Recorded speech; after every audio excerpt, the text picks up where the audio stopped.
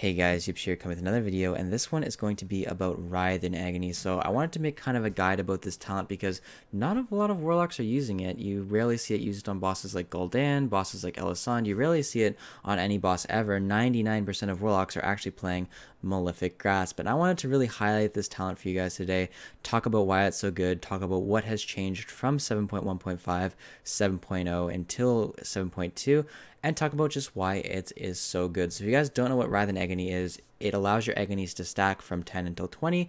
Basically, every point of additional Agony stack, so if you go from 10 to 11, that will increase the damage by an additional 3%. So you can imagine that that additional percent adding up over and over again, all the way up from 10 to 20, can be quite an increase in DPS, and in fact, it is for Agony, okay? So this is an excellent sustained single target talent. It's also an excellent cleave talent, and it is the best multi-target talent that Warlock currently has in a council scenario. So what this means is for Warlock, on a high movement fight, it's probably going to be your go-to single target talent. On a fight with 2-target cleave, this is definitely going to be the talent to be running to maximize your DPS. And on 3 or more targets on sustained DPS, this is also going to be your best talent. So it really only loses out to Malefic Grasp on standstill single target and with small add cleave involved. Which is most of the bosses. I will admit most of the bosses in the game are going to be single target with small iterations of add cleave going throughout, but it's really important to recognize that Writhe and Agony does have a lot of strengths, particularly on fights with movement and fights where you get a lot of additional cleave, okay? So what has changed from 7.1.5 to 7.2 and from 7.0 to 7.1.5 to make me want to make this video for you guys? So not a lot has changed actually. Writhe and Agony has stayed the same from 7.0 to 7.1.5 all the way to 7.2. This spec actually didn't get nerfed. So if you guys didn't know, back before 7.1.5 was released, every single Warlock was playing this talent, and then once they released the current iteration of Malefic Grasp, every single Warlock switched over, and this was the go-to talent, and no one played Writhe and Agony anymore.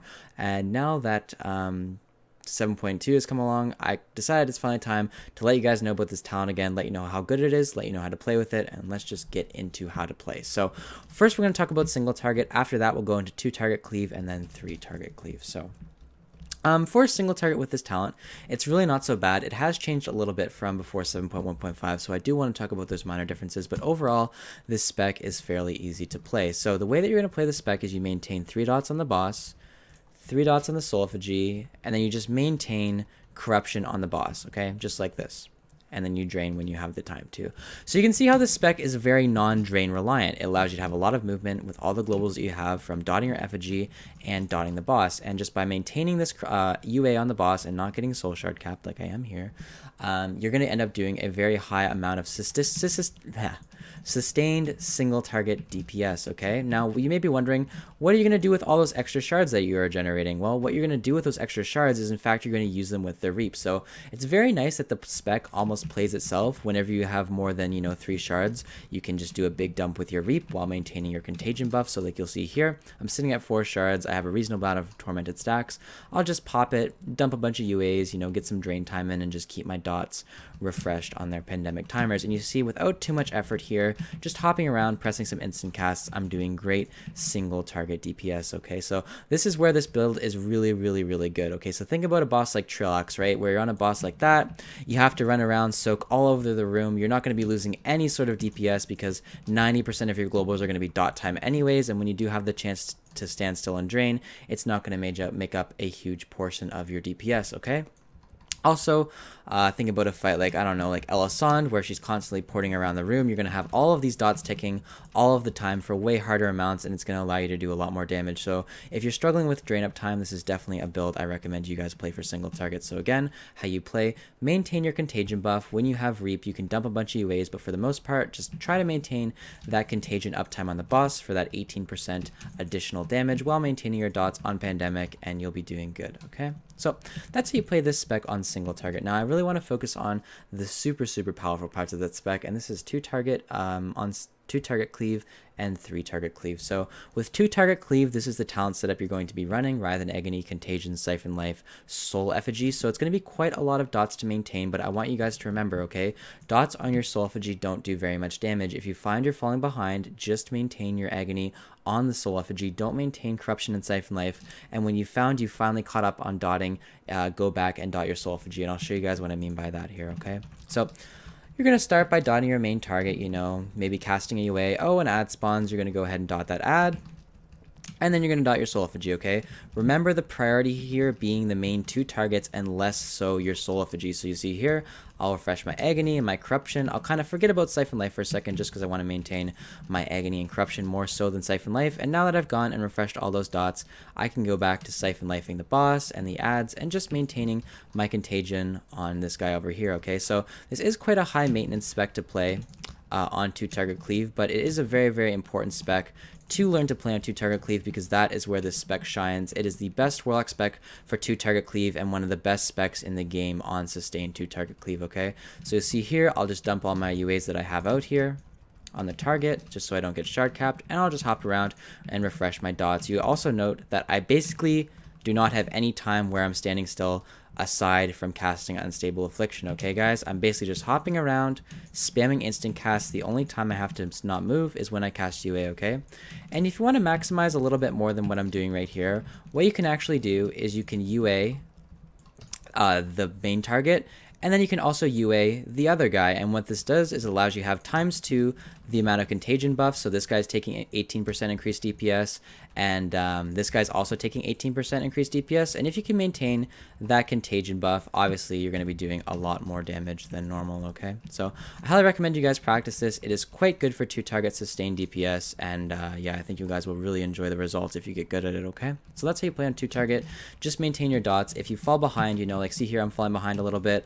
I'll just let a couple dots fall on my effigy. I won't let Agony fall here, but I will let Corruption and Siphon Life and stuff fall. Get my UAs out like this. You know, let's just spend a little time dumping here. Get caught up a little bit on these 2 ads. Not a big deal. I'm not losing too much damage from my effigy here. And then I can go back and, you know, once I've caught up, dot my effigy up again. And that's how you want to be playing, okay? Don't worry about your effigy aside from Agony.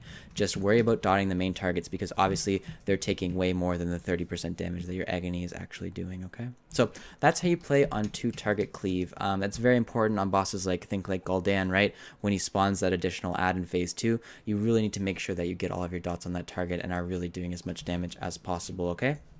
And now, finally, I want to talk about 3 target cleaving with this spec. Now, 3 target cleaving with this spec is really the bread and butter.